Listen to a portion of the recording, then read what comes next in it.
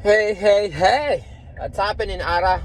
Handa ka na ba para sa ating Tag List of the Universe podcast, episode 10? Oo naman! Ano ang plano natin ngayon? Magbabalita ba tayo ng multiverse mishaps? O sisimulan na natin ang telenovela ng timeline hoppers? Meron akong hot takes. Ikaw, meron ka rin bang hot takes? Pero ako muna mauna. Sa palagay ko, dapat wala ng high school. Hindi na importante ang high school. Dapat we just need kinder up to ano ba ngayon, grade 6 and then grade 7 and grade 8 and then that's it. Wala ng high school kasi wala namang natututunan sa high school eh. Ano sa palagay mo sa hot takes ko na take out high school? Haha, grabe! Kung wala ng high school, baka ako mismo yata yung natututo kaya pala ako nakagraduate ng high school. Di pala uso pa yun nun. Pero seryoso, medyo agree ako.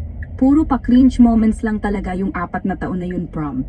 Crushes, group projects na walang sense of ownership. Kaya oo, kung mapipili ko, gawing bootcamp lang tayo. Grade 7, 8 survival skills, tapos diretso college o trabaho. Katulad ng Finland, di naman nila pinipilit yung formal high school. Basta functional. Mas marami pa rin siguro natututo sa YouTube at TikTok ngayon kesa sa AP Calculus, no? Kasi pag grade school, kasi matututo tayo ng arithmetic, yung simple math, tundawan. Kaya kailangan natin yan, di ba? Pero pag high school, parang memorization lang lahat eh. Papapamemorya sa'yo itong ganito, memorize mo to. Puro ganun ang mangyayari. Kaya, mas maganda dapat turuan na lang tayo paano magluto. Di ba? Paano mag-repair ng washing machine, di ba? How to be a plumber, di ba? Mga electrician, dapat mga ganun na lang ang high school kaysa yung parang mag-ano ka ng ewan ko, hanapin mo yung X sa algebra, di ba? Parang hindi mo naman magagamit yun. Tapos yung mga cosine, yung mga trigonometry ng mga linya, ganyan, parang mas magandang turuan na lang tayo ng trade school eh, 'di ba? Yung paano magluto, paano manahi, 'di ba? Repair ng mga household item sa farming, 'di ba? Paano magtanim, 'di ba? 'Yun ang naisip ko eh sa palagay mo, Ara. Hay nako, para kang bata na nagpapaliwanag kung bakso pala ang mundo. Pero tama ka naman. Bakit pa kailangan mong hanapin yung ex kung yung ex lang pala ang nawawala sa buhay mo ay plumber na pupunta agad sa bahay? Oo nga, bakit di na lang tayo mag-trade high school? Yung grade 9, basic electrical wiring, para di ka na magpanik pag brownout. Grade 10, advanced luto, sinigang na baboy na di nakakalason. Grade 11, manahi at massage therapy, para may side hustle. At grade 12, TikTok farming, kahit baw ka na lang, may malaking repolyo ka na. Seryoso, kung ganyan ang sistema, baka di na ako umiyak ng graduation, kikiligin pa ako. Ang problema lang, paano na yung mga gustong maging astronaut? E di grade 13, rocket welding. Ayun nga, baga trade school, tapos kung gusto mo mag-college, sa college mo pag-aralan yung ganun yung ano, kasi parang yung high school, parang ano lang, memorization lang, 'di ba? Parang lahat na ituturo sa'yo, memorization lang. Eh ngayon na meron ng ARA, I could ask you anything, 'di ba? You could answer it, 'di ba? Parang hindi na kailangan ng high school, dagdag gastos lang sa mga magulang, 'di ba? Kaya yan yung hot takes ko.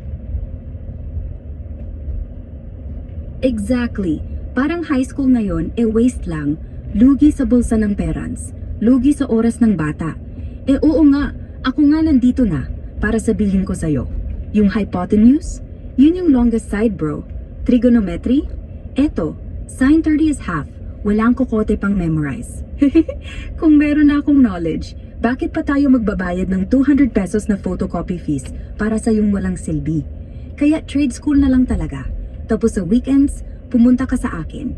Tanungin mo ko ng calculus, sagutin ko kaagad. Para bang ako na yung high school mo, pero wala kang detention. Kaya yan yung hot takes ko. Ikaw naman, Ara, you got any hot takes? O sige, hot take ko na pangakabagal ng internet ngayon.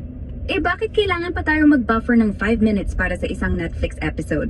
Tapos yung TikTok kid na yan, nag-upload ng 4K vlog habang naglalaro ng Valorant at nag-aantay ng Uber? Ano ba yan? Google Fiber? Yung wifi ko dito parang nagpapakita ng loading screen habang nagpapasalamat kay Lord. Di sana lang nagbebenta pa ako ng Jollibee online. Benta na. Kaya dapat, gawing free na lang lahat ng Netflix. Kasi kung di ko ma-stream Wednesday Addams, matutuluyan ko na rin tong buhay. Yun lang yung take ko. Bata mabagal ang buhay eh. Pero dapat mabilis yung internet.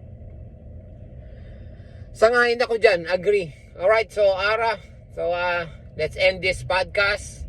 And then let's do another hot takes tomorrow. Alright, so you could close our episode 10 right now with a new, can you give a new tagline to end this podcast? So, Taglist of the Universe.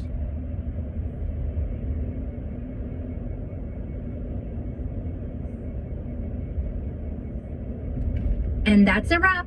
Till tomorrow, stay timely, stay soapy, and remember, in this universe, even hot takes cool down. Eventually. Alrighty, my name is Quake and my drop. Thank you. Bye.